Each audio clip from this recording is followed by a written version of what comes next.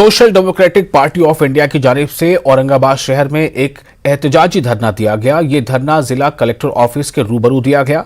इस अवसर पर बिल्किस बानो केस के मुजरिमीन की फौरी गिरफ्तारी का मुतालबा किया गया। प्रदर्शनकारियों ने गुजरात हुकूमत के फैसले के खिलाफ नारे लगाए और इसके फैसले की मजम्मत की। इस एहतजाजी धरने में गैर मुस्लिम खवातीन भी शामिल थी। हम देख रहे थे 15 अगस्त के दिन जो है तो प्रधानमंत्री जो है तो नारी सशक्तिकरण और नारी सम्मान के बारे में बड़ी बड़ी स्पीच जो है तो लाल किले से दे रहे थे और उन्हीं के जो है तो पार्टी के मुख्यमंत्री यहाँ पर ऐसे जो है तो नरबख्शियों को माफी देने का काम कर रहे थे।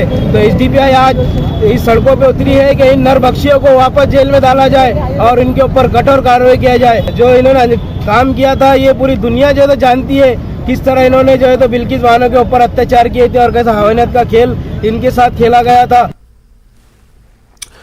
बिल्किस बानो केस के 11 मुजरिमों की रिहाई के मामले पर मुल्क भर के ख्वातीन लीडरों की खामोशी पर एमपी इम्तियाज जलील ने सवाल उठाया है। उनका कहना है कि ये महज बिल्किस बानो पर जुल्म का मामला नहीं है बल्कि ख्वातीन की यानी कि महिलाओं की इज्जत और आबरू से खिलवाड़ का मामला है और एमआईएम इस मामले में खामोश नहीं रहेगी। पार्लियामेंट में इस मामले को उठाया जाएगा, सुप्रीम कोर्ट में रिव्यू पिटीशन दाखिल की जाएगी। लेकिन साथ ही एमपी इम्तियाज जलील ने सेकुलर पार्टियों की मानीखेज खामोशी पर सवाल भी उठाया। उनका कहना है कि 11 मुजरिमों के जिस अंदाज में गुलपोशी की जा रही है, एक मुहज्जब माशरे में इसकी कोई गुंजाइश नहीं है।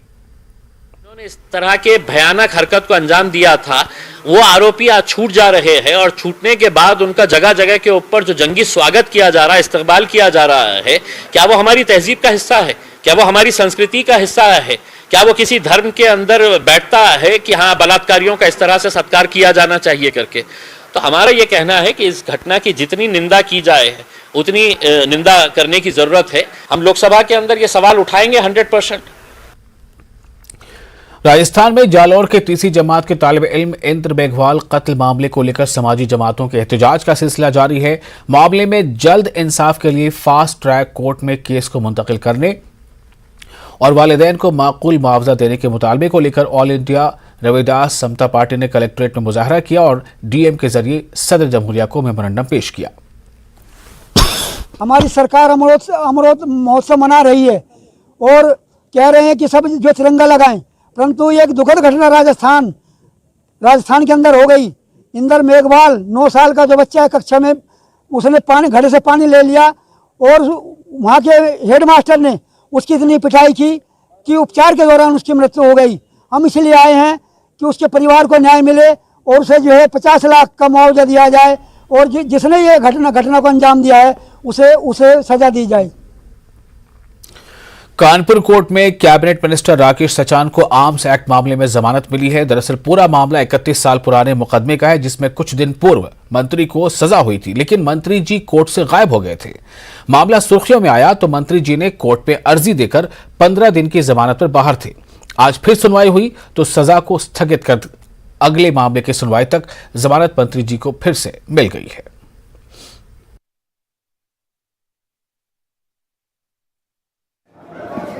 लोअर कोर्ट के आदेश को कोर्ट ने स्थगित कर दिया है और आगे बेल दे दी है और अब अपील में सुनवाई होगी। उसके बाद जो भी न्यायालय का आदेश होगा उसका पालन। और फिलहाल एक छोटा सा ब्रेक, जल्द हाजिर होते हैं।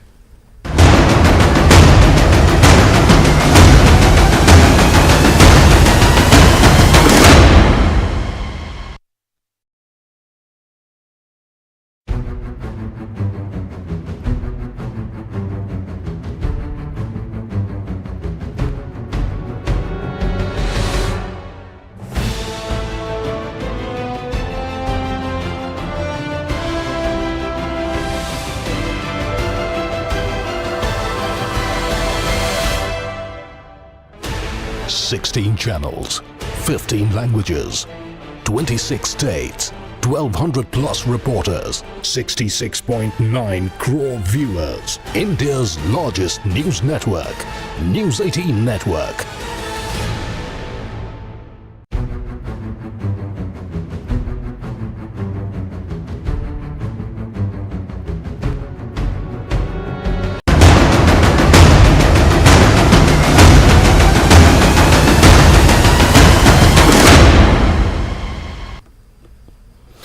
स्वागत है आपका एक बार फिर से। आप देख रहे हैं खबर। दिन भर इलाहाबाद में सैलाब की सूरत हाल लगातार संगीन होती जा रही है। दरियाए गंगा और जमुना की सतह आब में मुसलसल इजाफा हो रहा है। सैलाब का सबसे ज्यादा असर संगम किनारे बसने वाले इलाकों में दिखाई दे रहा है। संगम किनारे बसे कई इलाके जेरे आब आ गए हैं। सैलाब का पानी घरों में घुस गया है। गंजान आबादी में पानी भर जाने की वजह से लोगों को महफूज मकामात पर मुंतकिल किया जा रहा है। द्वारागंज, अल्लाहपुर, सिलवरी और फाफामऊ के नशेबी इलाकों में सैलाब का पानी भर जाने से मामूल की जिंदगी मुअत्तल होकर रह गई है। मकामी इंतजामिया की तरफ से सैलाब ज़दा इलाकों में अभी तक इमदादी काम शुरू नहीं किया गया है। गाजियाबाद के मसूरी थाना क्षेत्र के एक गांव में एक नाबालिग 16 वर्षीय 10वीं के छात्र किशोर ने पढ़ाई से बचने के लिए अपने ही पड़ोस में रहने वाले 12 वर्षीय छात्र की गला दबाकर हत्या कर दी। हत्या करने के बाद उसके गले पर बोतल के कांच से काटने की भी कोशिश की और उसने यह सुनिश्चित कर लिया कि यह अब पूरी तरह से मर चुका है। तो उसके बाद वो लाश को वहीं पर छोड़कर मसूरी थाने जा पहुंचा और वहां जाकर पुलिस वालों से बोला कि मुझे जेल भेज दो, मैं पढ़ना नहीं चाहता हूं। पुलिस वाले ये सुनकर हैरान थे, लेकिन जब उसने कहा कि उसने अपने दोस्त को मार दिया है तो पुलिस एक बार को तो सोचने लगी लेकिन कि आखिर ये नाबालिग बच्चा ऐसा क्या कह रहा है, शायद पुलिस से मजाक कर रहा हो। लेकिन जब उन्होंने मौके पर जाकर देखा तो उन्हें लाश दिखाई दी। पुलिस ने आरोपी बच्चे को गिरफ्तार कर लिया।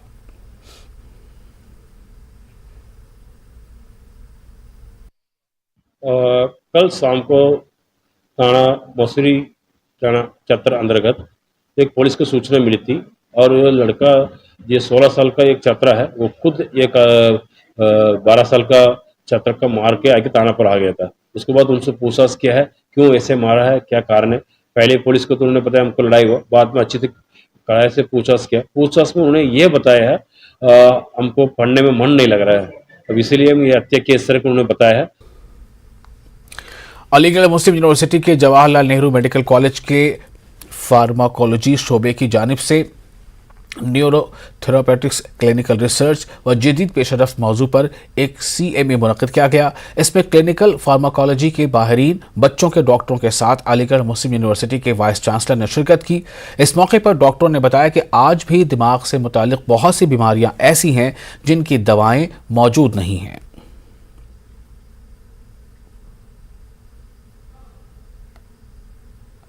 बेसिकली जो दिमागी बीमारियां हैं उनके अभी भी जो उनकी दवाएं हैं वो उतनी कारगर नहीं हैं। तो इसमें जो हमने जो एक CME कराई है, इसमें दिमागी बीमारियां के बारे में बहुत कुछ बताया जाएगा। जैसे कि एक हमारे यहाँ मल्टीपल स्क्लेरोसिस होती है, एल्जाइमर है जो ओल्ड एज डिजीज़ होती है, और पार्किंस नाम की बीमारी होती है। तो इन सब बीमारियों का यहाँ पर जो है इन पर चर्चा होगी।